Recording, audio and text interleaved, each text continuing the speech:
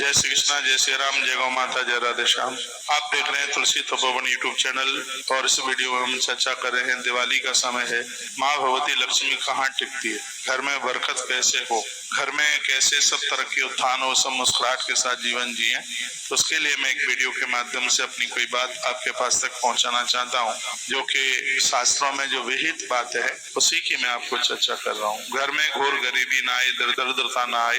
दिवाली का समय है, सब लोग अपने घर की साफ सफाई कीजिए, जालों को उतारिएगा, पुराने वस्त्र हैं उनको इकट्ठा करके, फटे पुराने उनको सब इकट्ठा करके रख दीजिएगा। घर का वातावरण बहुत अच्छा कीजिए। गैया के गोबर का रस निकालकर अपने दोनों हाथ उसमें डुबा करके और घर के प्रमुख दरवाजे पर थाप लगाइए। और माँ भगवती लक्ष्मी गौ माता के गोबर में विराजित होती है। जिसके मूत्र में स्वयं भगवती गंगा है, जिसके गोबर में, गौ माता के गोबर में स्वयं माँ लक्ष्मी विराजित होती है। बताया तो यह जाता है जहाँ लक्ष्मी नारायण भगवान की आप दिवाली की रात्रि को आप पूजा करते हैं, उस जगह पर गैया के गोबर के उपलों के ऊपर यदि आप आहुति डालते हैं तो उससे श्री वर्धनता चल के आती है, जिससे लक्ष्मी बढ़ती है, जिससे श्री बढ़ती है, धन बढ़ता है। तो मैया कहाँ टिकती है, इस वीडियो से ये मैं चर्चा कर रहा हूँ। किसी ब्राह्मण को 4 बेटियां थी, उसके पास पैसों की व्यवस्था थी नहीं। वो एक महात्मा जी के पास गया, कहा गुरुदेव आप कृपा करके बताइए, मेरी बेटियों के हाथ पीले हो जाएं, आप कुछ कृपा करके बता दें। तो उन्होंने कहा ऐसा करो, तुम बेल वृक्ष के नीचे माता जी को श्री सूक्त के पाठ सुनाओ, मैया प्रकट होगी और तुम्हें धन देके चली जाएगी। उस ब्राह्मण ने 27 दिन का अनुष्ठान किया। माँ भगवती जगदम्बा स्वरूपा माँ लक्ष्मी प्रकट हो गई। मैया का पूरा शरीर कांचन की तरह चमक रहा था और श्री सूक्त में वर्णन भी है, हिरण्य वर्णाम हरिणीम सुवर्ण रजतस्रजाम। मैया स्वर्ण के रंग की तरह है, उसका रंग माँ प्रकट हुई। पूरा शरीर कांचन में था, लेकिन मैया के पांव कोयले से भी ज्यादा काले थे। ब्राह्मण ने कहा माँ तेरा शरीर इतना सुंदर है, लेकिन तेरे ये पांव इतने काले क्यों हैं? मैया ने कहा पैसा ले लो, चाहे प्रश्न का जवाब मांग लो, एक ही चीज मिलेगी। उसने कहा माता द्वारा से अनुष्ठान करूंगा तुम्हें प्रकट करने के लिए, लेकिन मुझे ये बता दीजिए कि पांव काले क्यों?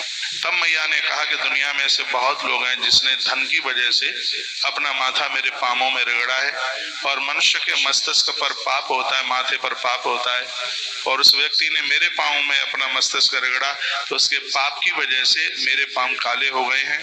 ऐसा कहकर के मैया प्रकट हो गई, मैया अंतर्ध्यान हो गई।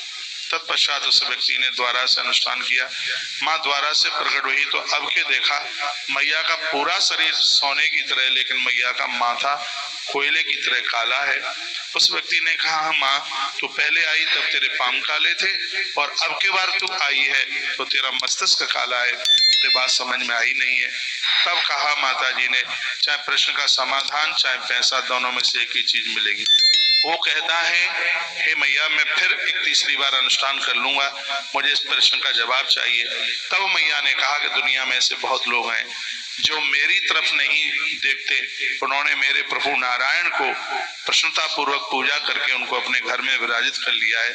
ब्राह्मण देव मैं भगवान नारायण के बिना मैं रह नहीं सकती, तो उन भक्तों के चरणों में मैंने मत्था टेका कि अपने घर में एक 6 फीट जगह मुझे भी दे दीजिए, क्योंकि जहाँ जिसके घर में नारायण है उस घर को मैं छोड़ करके कभी जा नहीं सकती, और भक्तों के पाँव में मैंने माथा रगड़ा इसलिए मेरा मस्तिष्क काला हो गया है।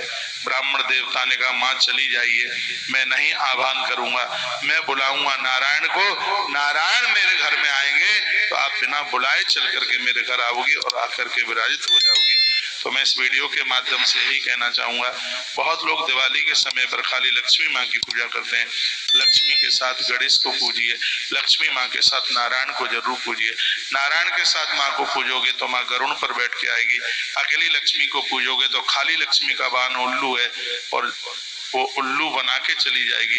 गरुड़ पर पूजो, गरुड़ के साथ में माँ आवे तो उसके लिए लक्ष्मी माँ को भगवान नारायण के साथ में उसका पूजन कीजिए।